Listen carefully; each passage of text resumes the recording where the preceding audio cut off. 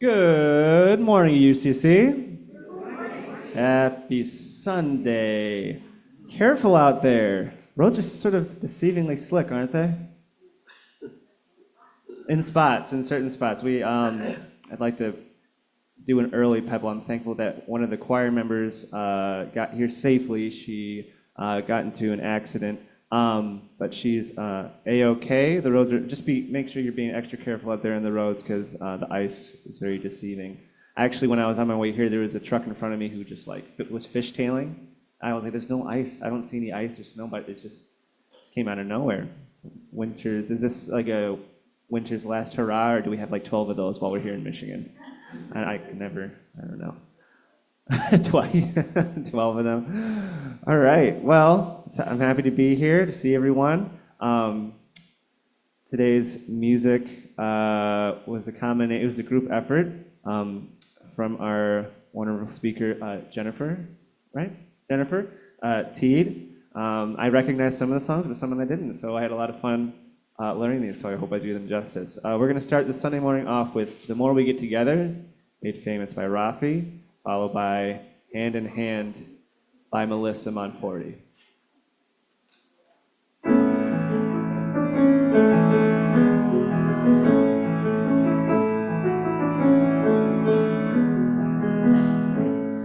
The more we get together, the more we get together, the happier we'll be. For your friends are my friends, and my friends are your friends. The more we get together, the happier we'll be. The more we get together, the more we get together, the happier we'll be. For your friends are my friends, and my friends are your friends. The more we get together, the happier we'll be.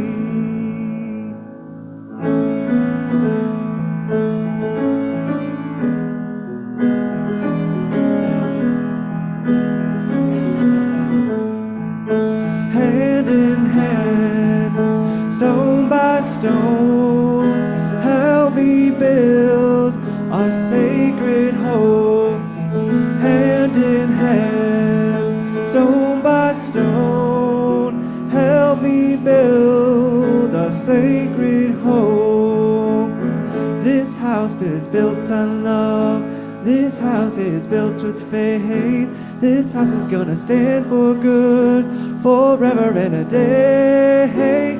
Come on down this path with me to the place where the road ends. Beyond, beyond, beyond.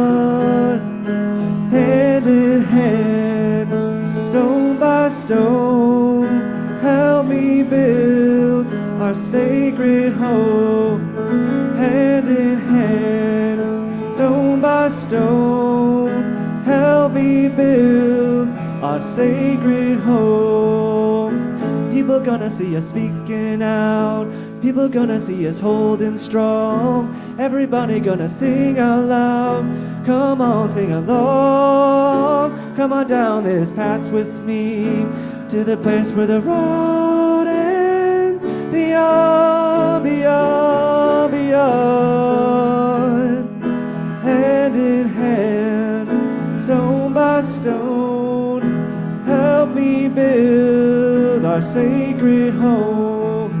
Hand in hand, stone by stone, help me build our sacred home.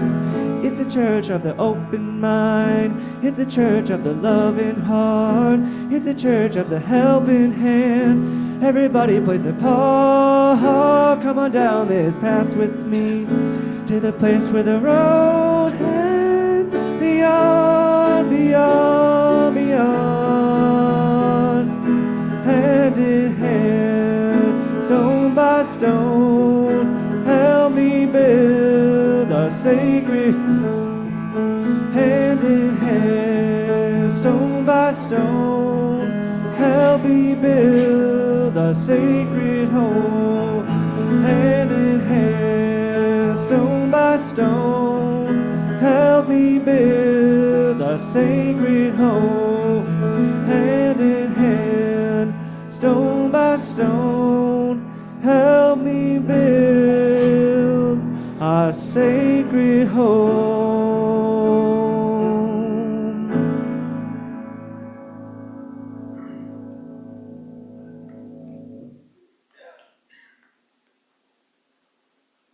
Welcome to UUCC. I'm David Senical, your lay leader for today's service, filling in for Nancy Calmy. Nancy and Joe are contending with COVID. I sympathize, having been there twice myself, and I hope for a quick and uncomplicated recovery for both of them. I'm happy to welcome our members, friends, and guests here in the sanctuary, and those joining us on Zoom and Facebook. Well, by now, you know, I have to indulge myself in my little bit of holy humor at this point. So I was thinking, well, today is beginning of daylight savings time again, and tonight are the Academy Award, the Oscars celebration. I couldn't find anything about them that tickled my funny bone. So next week is St. Patrick's Day. So let's get a leg up on it with this little story. So Paddy, the wee Irish lad, always wondered how his grandfather got to be so old. So one day he asked him, and he said, "Paddy, me boy, every day I put a teaspoon of gunpowder in me coffee, and maybe that's how I got to be so old." So Paddy took that to heart, and he started to do the same thing. So years and years and decades went on, and Paddy lived to be 102 years old. He outlived 3 wives.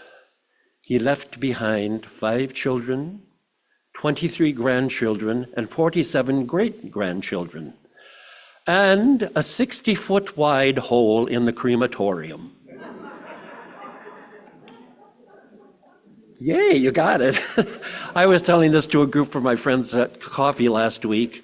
One of them laughed outright, and the rest of them were like, one of them asked me to repeat the punchline. I thought, I'm not sure I should do this, but anyway, thank you. This service is broadcast live, and images of you might appear on Facebook and YouTube.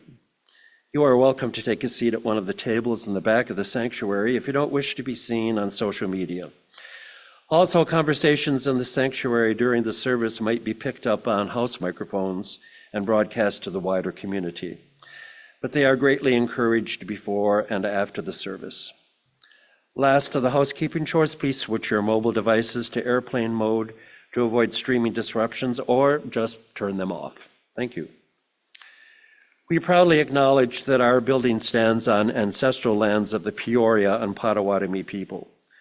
We pay our respects to the elders, past, present, and emerging.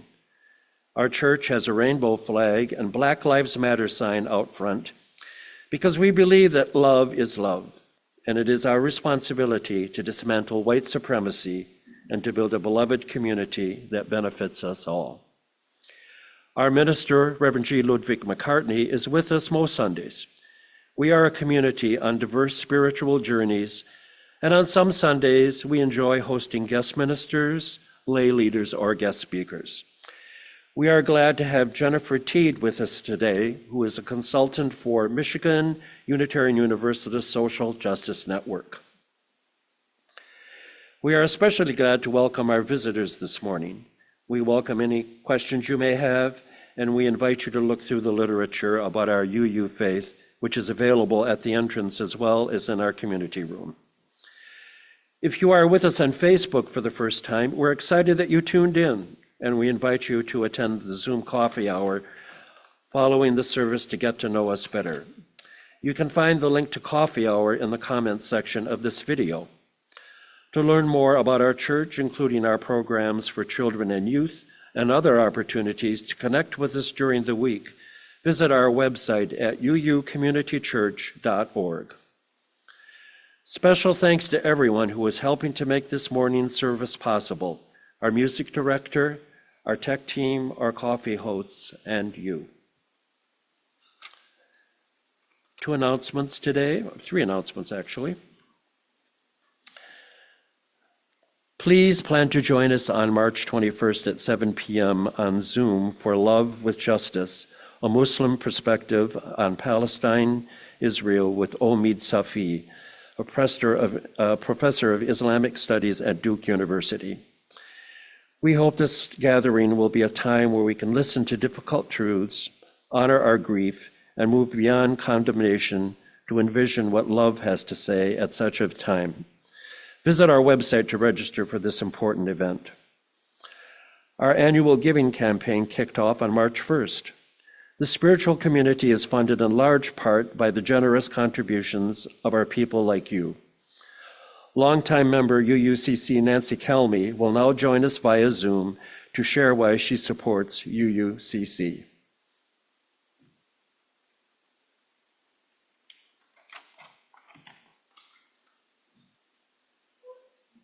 Is she there?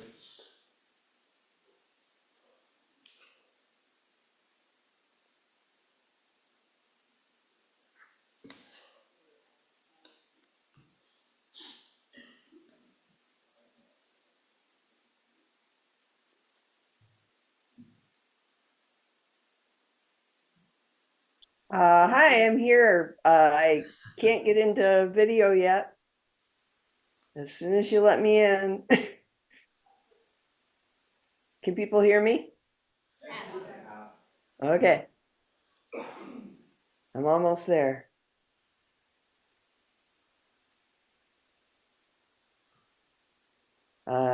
Nikki or Joel, you got to give me access to video.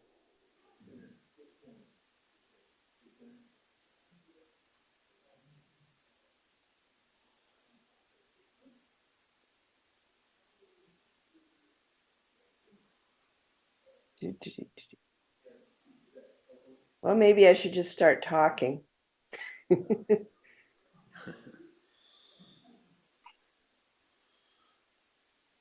Well, I'll talk without video, and if they give me access, then we'll do video. Well, good morning. As UUCC approaches its annual fund drive, the Stewardship Committee asked me to contribute my own testimonial on what this congregation means to me. I've been a member for 28 years now, and so I've done this several times, but it's always a valuable take stock moment to collect my thoughts and feelings to share openly. Our lives evolve over the years, and as we move from one life stage to another, our motivations and our needs change. When we first joined, the church itself was just forming, and there were deep lists of components to be engineered and created to pull together a fully functional operation. At the same time, Joe and I were raising two early adolescent children and were deep into forming our careers at Upjohn. Times were busy, and the endless details and tasks swirling around our heads at home, work, and now church gave us little time to breathe. I remember telling one of my team members at work that I felt like I had 3 full-time jobs. Still, something told us that adding this third component was worth it. A decade or so later, the kids had moved on to college, our careers were well established, and the church had grown into its own building with all the staff and equipment that were required. Things had matured and blossomed in all aspects of our lives, but there were all the worries and burdens that came with it. Our company was suddenly taken over by Pfizer, and we were all threatened with the loss of our jobs and incomes. Over the next 5 years, we sold our home, took new jobs in New Jersey and Ireland. I got seriously ill, and we gravitated back to Kalamazoo to lick our wounds and assess what was next for our lives together. Family was changing, work was changing, but the church was still there, standing like a rock of relative stability, and we gradually were drawn back into this safe place. Over a decade has passed since that time, and we have settled into the retirement phases of our lives. We were finally able to catch our breath and make our own choices about where and how we wanted to live. We built our little farm, followed by the church's rallying cry to make our values real, with every decision we made about how best to use the land. We saw our children approach their 40s with homes, families, and careers of their own. I marvel at how the phases of life move on for us, all in one big tapestry of many individual threads. Looking back, this congregation has played an integral role in our lives for almost 30 years, in good times and bad. In parallel to the growth and struggles each of us experience individually, the church is a collective, living being with successes and challenges of its own, living alongside us and with us all. It expands and contracts like breath in the lungs, learning to adapt to the changes around us. During these COVID years, the church has been our lifeline to inspiration, community, and connection. It gave us a way to serve in spite of all the new obstacles and opened up new channels to reach out to people who didn't even know they needed it. When Joe and I came down with COVID this week, I realized I would not be able to live up to my commitment to be the lay leader or the coffee host or give the testimonial Joe had signed me up for. Miriam sent me a note that UUCC will be okay if I just step back for a while. And I was surprised at the catch in my throat when I read that. I'm grateful that the congregation is stronger than any one of us. At the same time, I felt a pang with the realization that I need to be needed. I did not know how important that was to me. Where else in the world can you choose to be part of a family that inspires you, uplifts you when you need it, and needs you back? For each of you, whether you've been a part of this church family since the beginning, have adopted us over the decades since, or are just beginning to feel like this might be the place for you, I ask you to stop and appreciate the value of being part of something bigger than yourself. A place like this is held together by a web of individuals, each contributing their gifts, big or small, depending on where they are in their personal journeys. It is a magical being, and I hold it close to my heart, where it feeds my need to give and to receive. Thank you.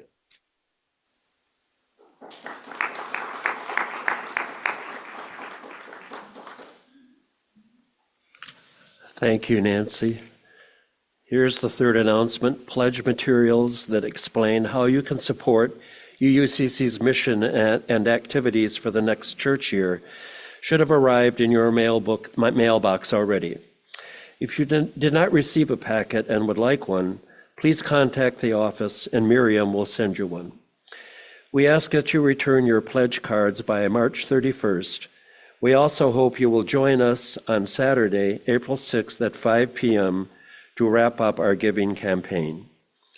There will be a catered dinner and entertainment by the magician Evan D. Priam to help us celebrate the magic of this generous community.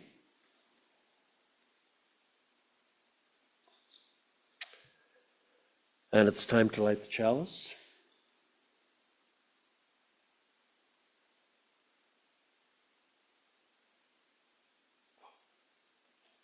In the light of truth and the warmth of love, we gather to seek, to sustain, and to share. And I have a reading for you. Community means strength by Starhawk. We are all longing to go home to some place we have never been, a place half remembered and half envisioned we can only catch glimpses of from time to time. Community. Somewhere there are people to whom we can speak with passion without having the words catch in our throats. Somewhere a circle of hands will open to receive us. Eyes will light up as we enter. Voices will celebrate with us whenever we come into our own power. Community means strength that joins our strength to do the work that needs to be done. Arms to hold us when we falter, a circle of healing, a circle of friends, some place where we can be free.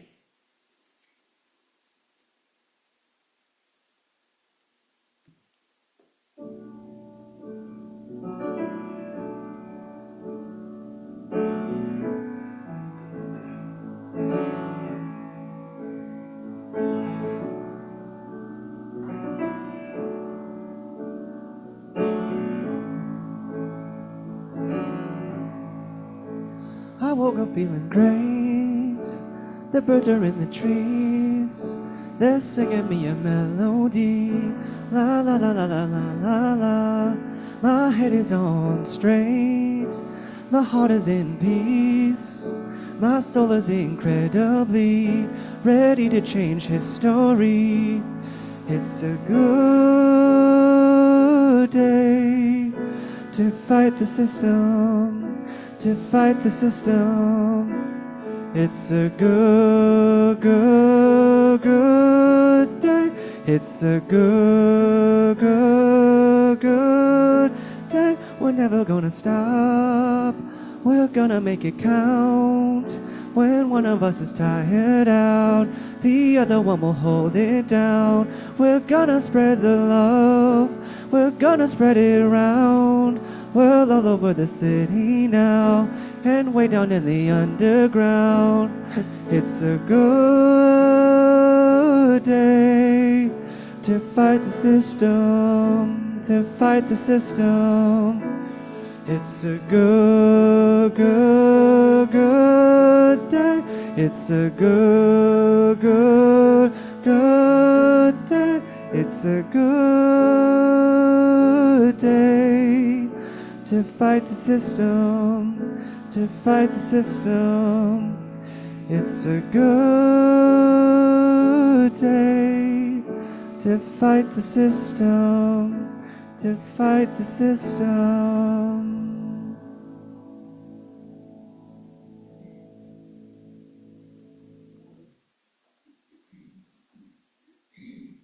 We welcome Jennifer to the podium.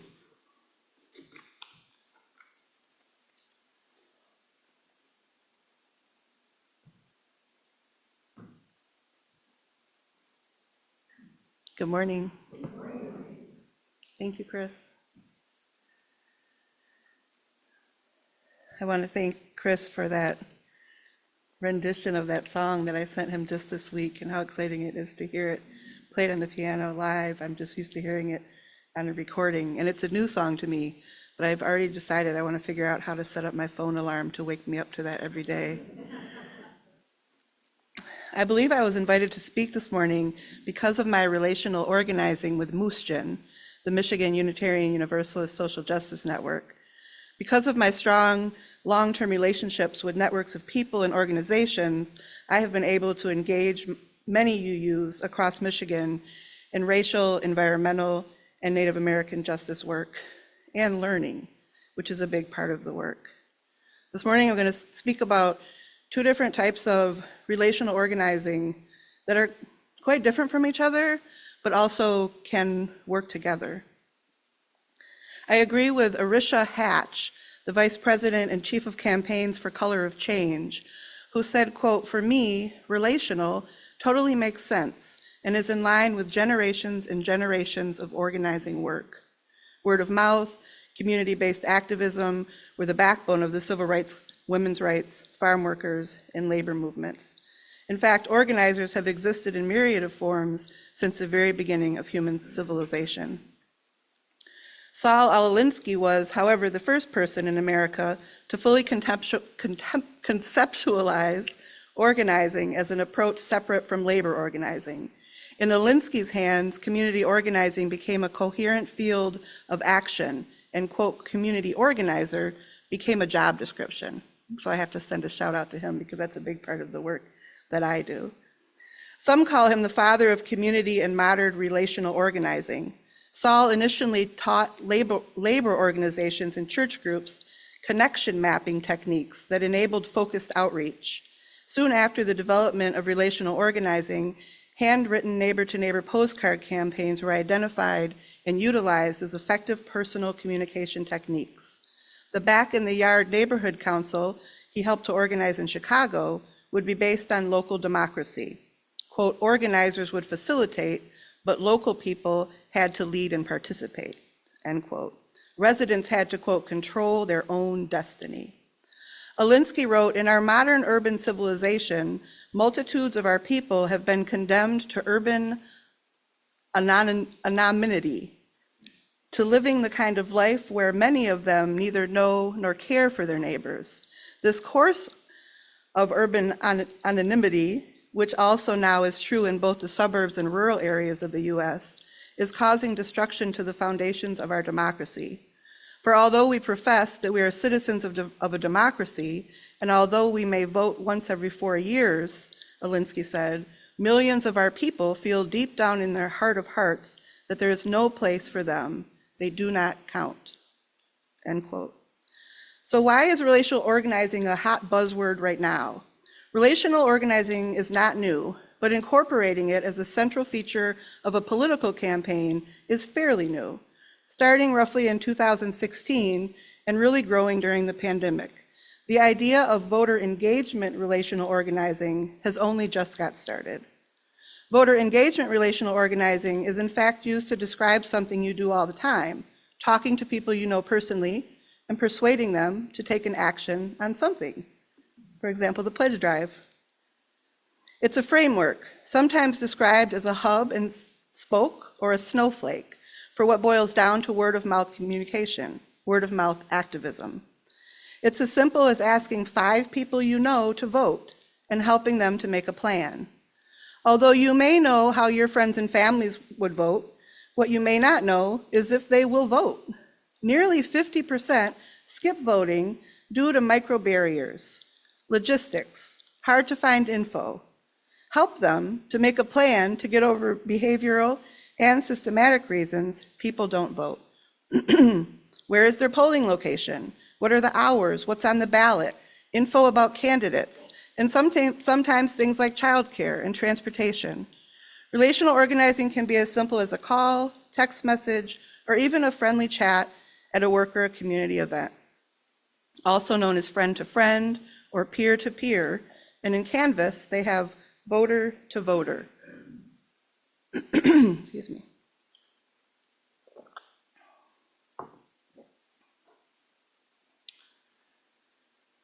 If you've ever gone door to door, you know that most people who even bother to answer regard you with something between hostility and skepticism. You have to build rapport and trust. Studies have shown that, quote, people are not changing their minds about something as personal as political ideology or preference based on one conversation with a stranger on their doorstep or on the phone.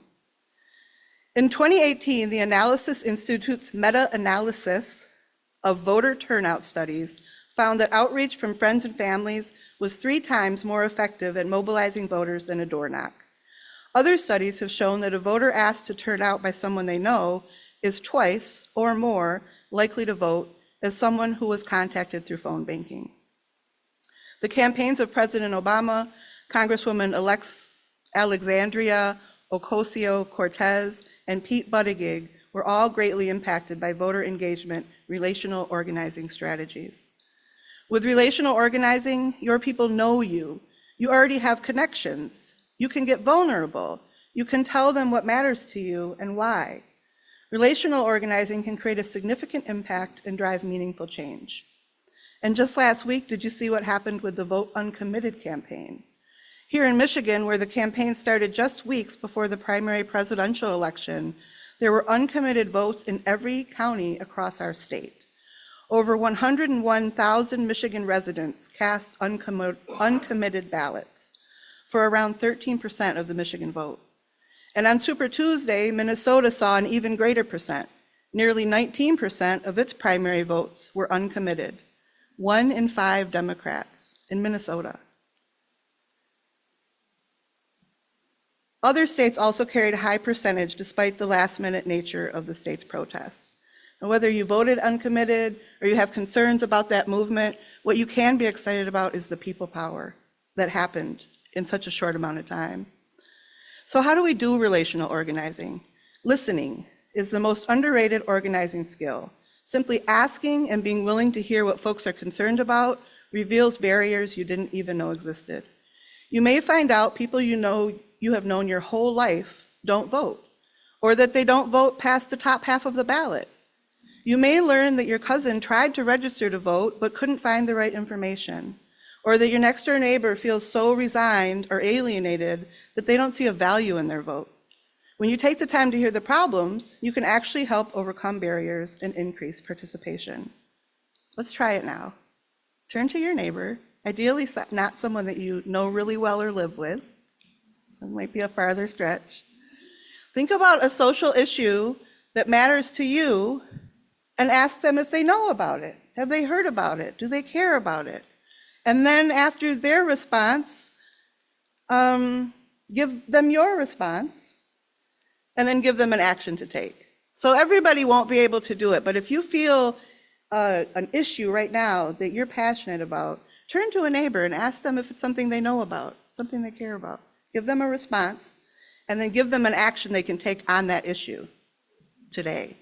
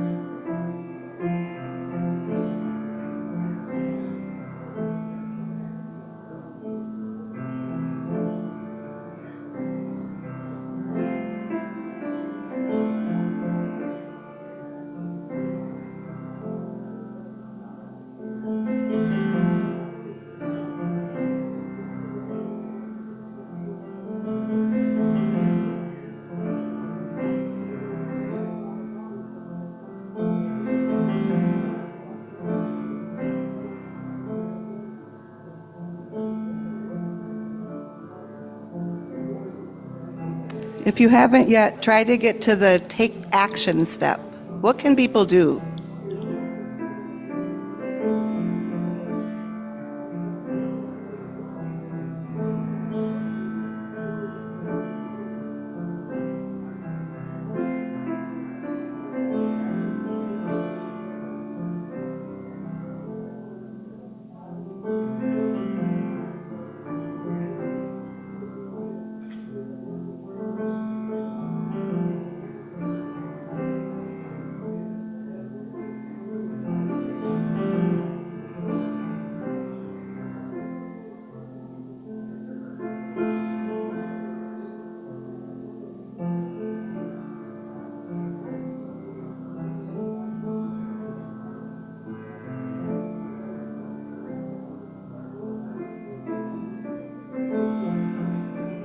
One more minute.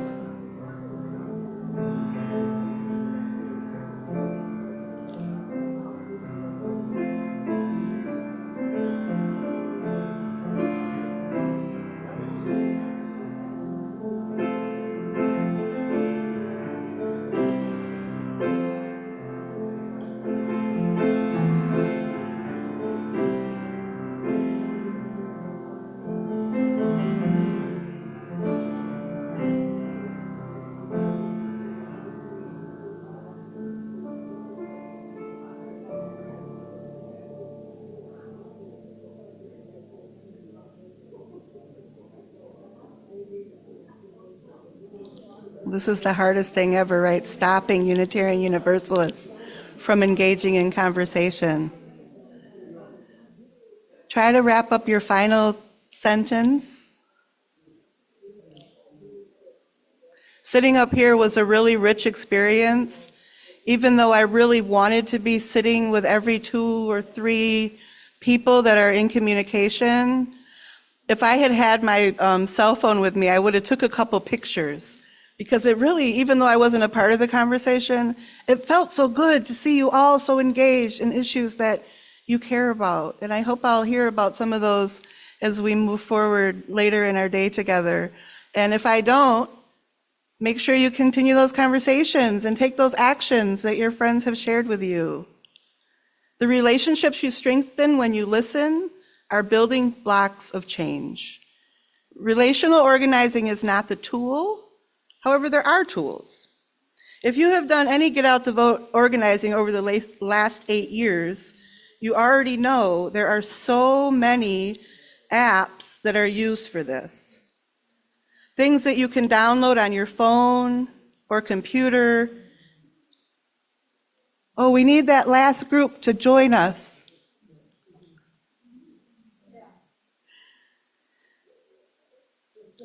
There's so many apps to use for organizing and get out the vote work these days. Things you can download on your phone or computer to interact with both people you know and complete strangers, with the goal of targeting low propensity voter data. Also, if you have done much Get Out the Vote organizing, you know that these apps, although similar to each other, are also very different to download, learn, and operate. Although they attempt to be user-friendly, they often are not. Some campaigns are realizing that. And one organizer says, quote, "With an app, you really are just limiting who's doing the work to people who feel comfortable with apps, people who have experience with smartphones, and those who trust the system." Are any of you hesitant to expand your use of digital tools, or worry that your target population is too old for digital organizing, or just find it frustrating? Other traditional methods still prove to be an effective and important part of a full relational organizing strategy. These methods include one-on-one conversations, house gatherings, door-to-door canvassing, or neighbor-to-neighbor postcard programs. If done right, these tools can be exceptionally useful and highly beneficial to a campaign. Greta Carnes, who led Pete Buttigieg's campaign, said, quote, "We saw a surprising additional upside to using pen and paper on Pete's campaign, especially at the beginning. By explaining our strategy to supporters and then asking them to map their networks on a piece of paper, our volunteers understood much more deeply what we were asking them to do. They knew we weren't mining their contacts data. We were literally bringing back the same notebooks to the same coffee shop every week and asking, how did your conversation with Sheila go? We had much more buy-in from volunteers when we first operated on pen and paper, and I think it's because it really helped them understand what we were asking them to do and why." It's also important to realize when using apps for relational organizing, it often takes out the relational. Yes, people may be reaching out to people they know from their own devices. However, by using a scripted text prompt instead of a personal message, often the messages are ignored or not just taken as seriously. In a 2020 Mother Jones article, "The Pandemic Wrecked Traditional Campaigning, Relational Organizing Stands to Reinvent It," was the name of the article. Nick Chedley Carter, who in 2020 was the managing director of Resilient Democracy, a civic engagement initiative, said, "Part of the reason why this stuff is effective is because it's authentic," he said. "If you take away the authenticity from it and you make people feel like cogs in the machine, then their enthusiasm isn't going to be as strong. The recipients of the message are going to know it's not real. Suddenly, the target voter is treated as a consumer rather than a partner. What do you want your organizing to look like? What values do you want to be clear to the communities you organize with? Consumer or partner? Charity or solidarity? Transactional or relational?" From the blog fakeequity.com, transactional means to treat people as a transaction, something to do, something to accomplish, a checkbox sort of activity. We don't create a sense of belonging in transactions. Transactions can have elements of relationship building, but they may still not be relational. Relational ways of interacting are how we make change. It humanizes each and can lead to deeper social change. Relational work means investing more of ourselves into the work and personalizing the work, which can feel taxing at times. But in the long haul, it leads to deeper and more impactful work. As humans, we need to create connections with each other to build trust. I iterate off of each other's ideas and to connect. The trust that comes with relationships allows us to probe more deeply and to make changes that improve services and programs. When working in relationship with each other, we create a feeling of belonging, accountability to each other, even if it's through brief interactions. We see each other. Relationships built on listening, trust building, longevity, and openness will flourish more than interactions that are one of or one-sided. Relationships over transactions. In her book, Emergent Strategy, Adrienne Maree Brown says, quote, "In a non-linear process, everything is part of the learning, every step. That includes constructive criticism. It is part of the feedback loop. Experiment, gather feedback, experiment again. This is how we learn." Feelings will get hurt in this learning process, in this relationship building process, in accountability processes. And I wanted to give an example in my life that in the moment kind of shook me, but was such a thorough learning experience, and I was so glad to be a part of an accountability relationship. A friend of mine is a musician. His name is Joe Riley, and I was in an event where he was leading a drum circle. And at the end of the event, he laid his drum down in the center space, which I now recognize as an altar space. And I ran over and grabbed his drum and wanted to play it. And he quickly kind of grabbed my arm and said, "Jen, don't just grab my drum." And then later had a longer conversation to me about what a spiritual piece of object his drum is to him, and that it was on an altar. And if I wanted to engage with him and his drum, that it should have been led with a conversation. I was glad that Joe felt he could call me in that way. I have another friend, Rocket, who I really appreciate, who held me accountable not just with my behavior, but to our relationship. We had a disagreement of sorts, a misunderstanding, and I felt so angry and so frustrated with him. I didn't even think that our values aligned anymore. We had been really good friends for a long time, and I just kind of stomped away, cussing from the experience, and decided I just wasn't going to be his friend anymore. And it hurt because I cared about him, but I couldn't deal with thinking about what the resolution would look like. It was going to hurt. It was going to make me angry. I was probably going to feel embarrassed. It scared me. And so I just stayed away. And he would try to call, and he would send me text messages. And finally, we saw each other in a shared space. And he pulled me to the side and he said, "Jen, we at least have to have a conversation. We're very good friends. We love each other." And I'm so grateful that he did that, because if I hadn't, I would have lost a really good friend. And so I'm glad that he was able to pull me in and be accountable. We were both able to be accountable to our behavior, but also to the relationship that we were in. So the question is often asked, how do you get eager people with resources to slow down? Or I ask that question a lot to Unitarian Universalists who often have resources and are concerned about issues and are ready to go and build relationship with community and fix things. But this often causes great harm. Have you heard the term microaggressions? Have you heard, how can an aggression be micro? This is something to think about. I know it takes a long time and it often feels like we're not getting the work done. It is hard to calendar the next event or action, but that's okay. That will come.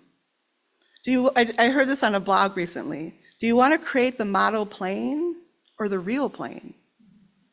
Because nobody's going to fit in the model plane, and it isn't going anywhere. Urgency makes frontline, overwhelmed activists feel very stressed, like they're letting people down. I experience this in meetings all the time. It is the system that is letting them down, but so do we when we show up with a sense of urgency and expectations and not willing to give in a way that can truly support their organizing. The International Disability Caucus, during negotiations surrounding the creation of the International Treaty with the UN Convention on the Rights of Persons with Disabilities, coined the phrase, "nothing for us without us." Without the frontline community leading, the end goal becomes dehumanization. Done to them, not with them, and in many cases, not even for them, because their feedback wasn't even requested. Those with resources need to be transferring power and agency, becoming part of the social fabric. Follow the frontline, most impacted communities, Black, Indigenous, Latina, Palestinian, and other people of color. Follow literally and figuratively, but not blindly. Trust them. Let them trust and invite us in. Move at the speed of trust. Allow yourself to be held accountable and hold yourself accountable. At GA many years ago, I was in a session with one of the founders of Black Lives Matter, and a UU raised their hand and said something like, "My church is all white middle-class people. How do I build relationship with people of races and other cultures, other races and other cultures?" Her response was, quote, or something like, quote, "First of all, don't make assumptions about who is in your church by their physical appearance, but also go outside your building and go to their events and stay and help put away the chairs. This is where the true work happens. This is where relationships of trust and joy are built. And they know that you're serious about doing all the work. It takes time, but if we are serious about creating the communities we want our children to live in, we'll make it happen. There's great UU programs through the UA that are encouraging us to get out and connect with our communities beyond our building and walls. Great opportunities for relational organizing with your congregation. Green Sanctuary 2030, the Eighth Principle, UU the Vote, Side with Love. I know your congregation hasn't been involved in most of these, but if you want any more information, talk to me. So we're in this for the long haul.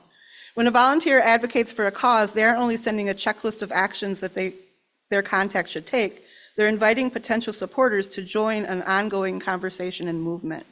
When people feel connected to one another and believe in a common goal, they are more likely to take action and work towards achieving it. When we are in relationship and depend on each other, there is a level of commitment to the future. Elizabeth Hahn is the co-author of Groundbreakers, a nuts and bolts account of how Obama leveraged social networks in 2008.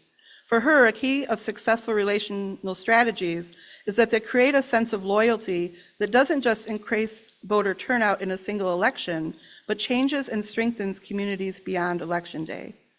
To her, the answer lies in, quote, the extent to which they're able to create a set of relationships that generate the kind of constituencies that stand with each other over time. In its strongest form, relational organizing redistributes power from the people who run campaigns to the voters they are trying to win over. It lasts long after paid organizers pack up and head home.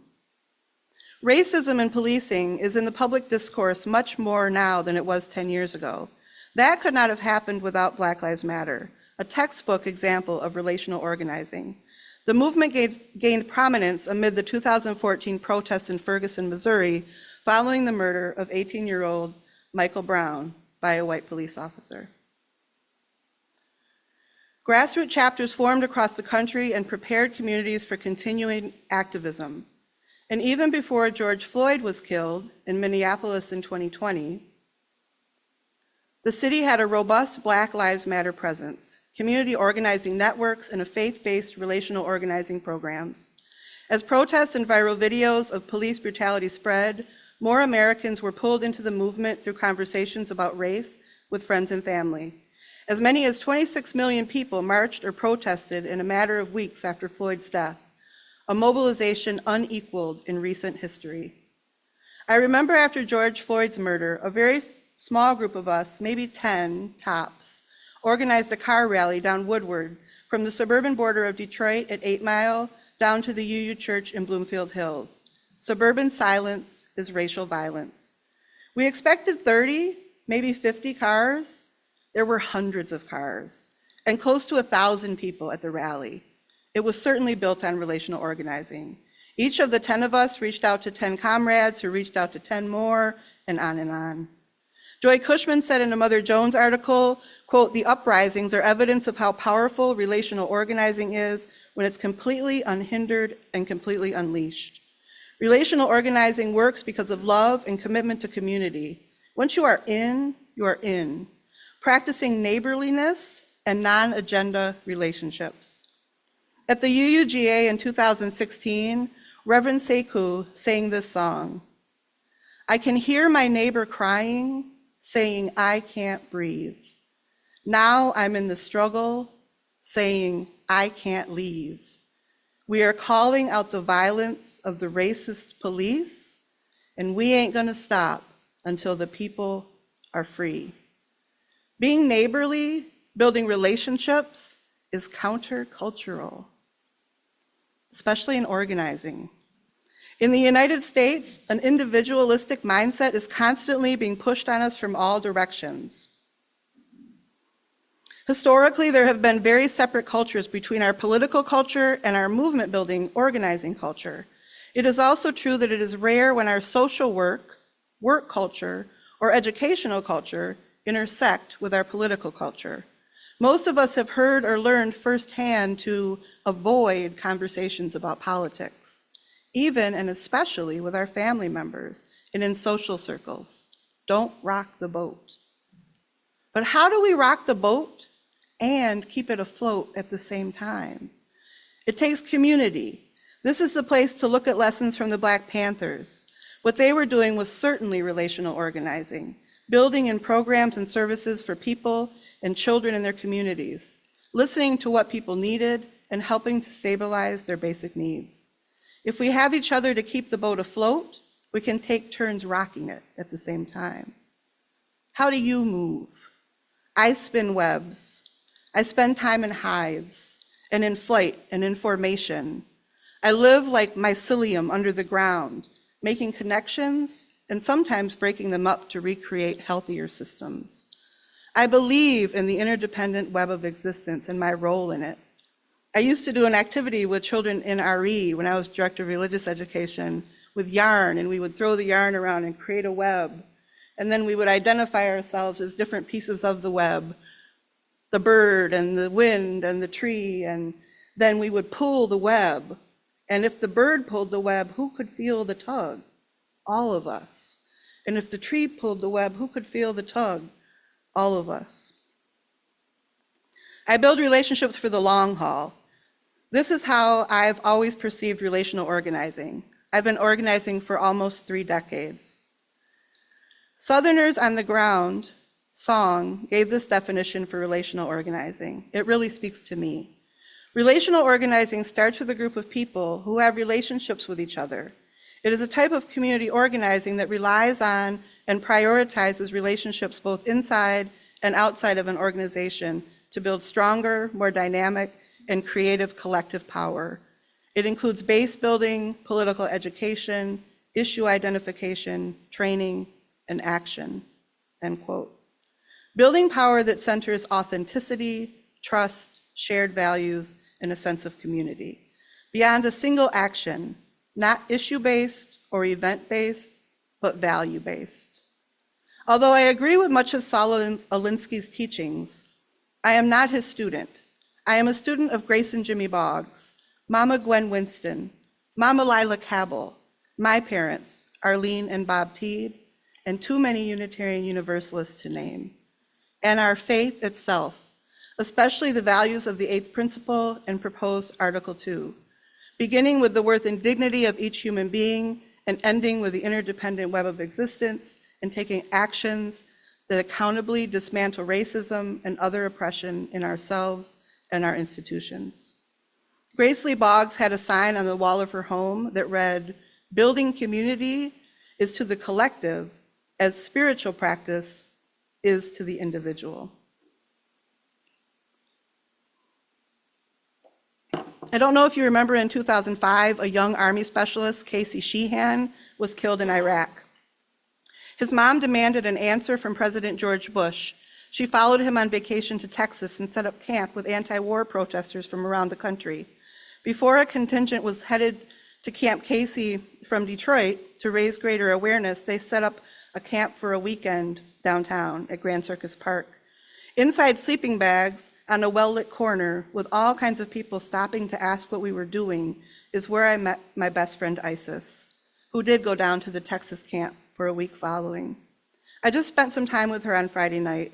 We discussed this topic of relational organizing a bit.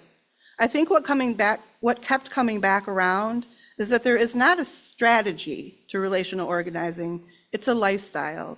This is the work. The means are the end, for us at least.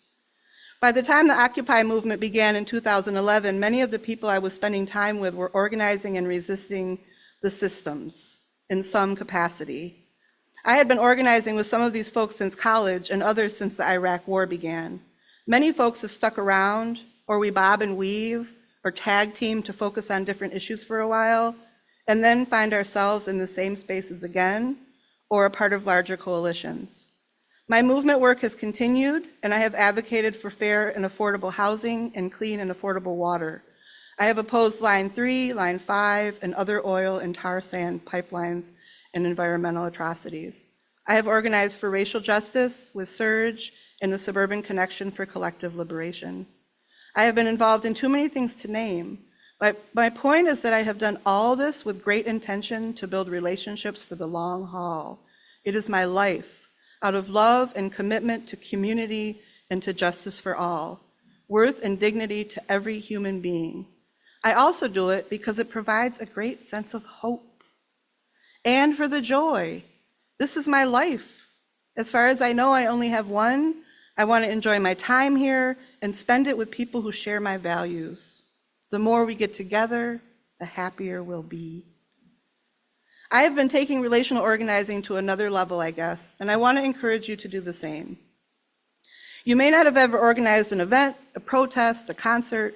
You may not have had the experiences I've had or as many opportunities to engage. However, you know people and you've got connections.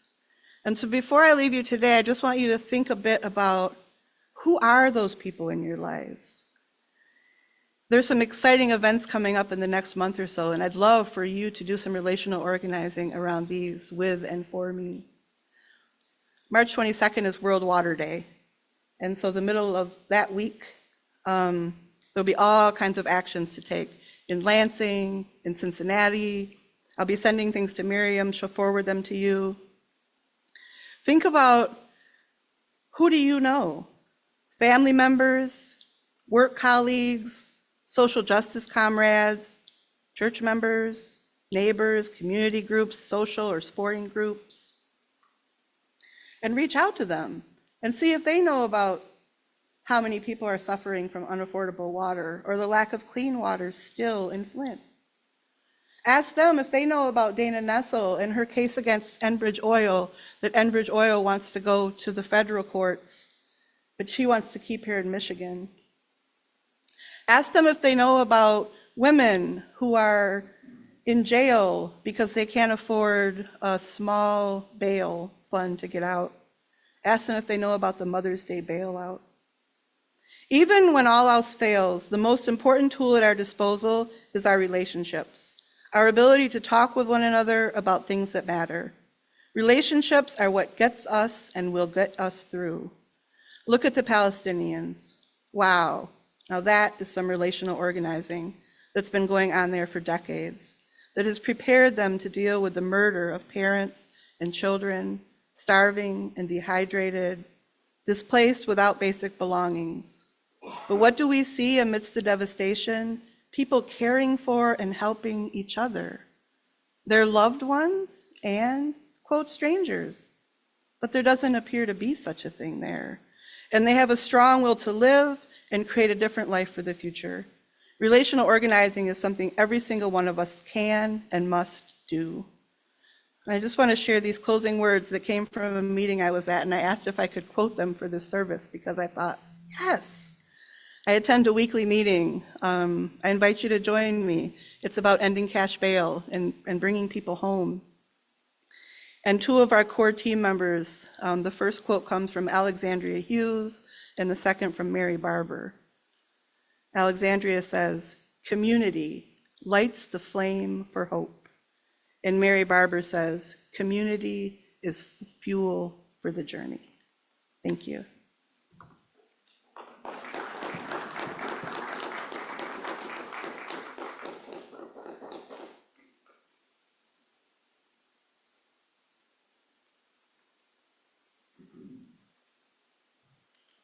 Thank you, Jennifer. Jennifer will be available for a question and answer period after the service. Our lives have been graced by many gifts from the hand of life. In gratitude and love, let us now share a portion of these gifts to support the life and work of our religious community. We invite you to show your love in a very practical way, giving in the way we all know how to, allowing it to keep the lights on, carrying this life-giving message from the confines of this building into the wider world. There are a few ways to give. You may mail a check to our building, you may give electronically through our church website, or you can give using the Vanco app on a smartphone or tablet, or you can place your offering in the basket as the ushers bring it around.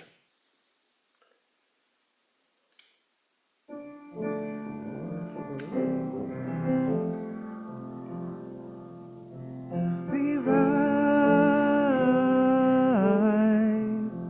humbly hearted rise, won't be divided rise, with spirit to guide us rise,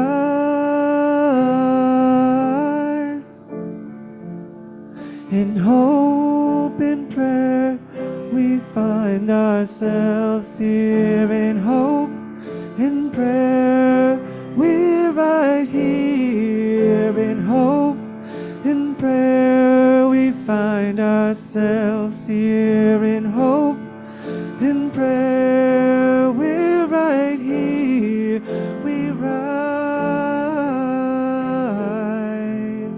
all of the children rise, elders with wisdom rise, ancestors around us rise,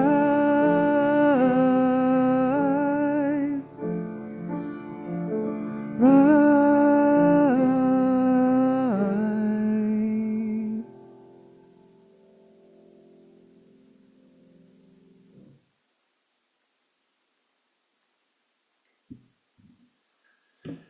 Well, it appears that the child has decided to extinguish itself, so we extinguish this flame, but not the light of truth, the warmth of community, or the fire of commitment. These we carry in our hearts until we are together again.